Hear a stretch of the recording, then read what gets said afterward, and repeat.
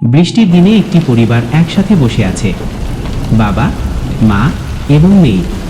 দেখো, বাইরে কি সুন্দর বৃষ্টি পড়ছে। বৃষ্টি আল্লাহর বিশেষ নিয়ামত। ঠিক বলেছ। আল্লাহ কোরআনে বলেছেন, الله الذي يرسل الرياح فتثير سحابا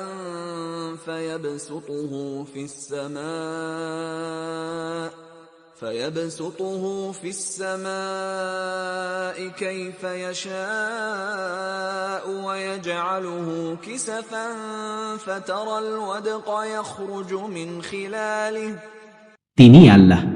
তিনি বায়ু প্রেরণ করেন, অতঃপর তিনি মেঘমালাকে সঞ্চালিত করেন। তারপর তিনি যেভাবে ইচ্ছা তাকে আকাশে ছড়িয়ে দেন এবং তাকে খণ্ড খণ্ডে বিভক্ত করেন। এরপর তুমি দেখতে পাও যে তার মধ্য থেকে বৃষ্টি নির্গত হয়। فإذا أصاب به من يشاء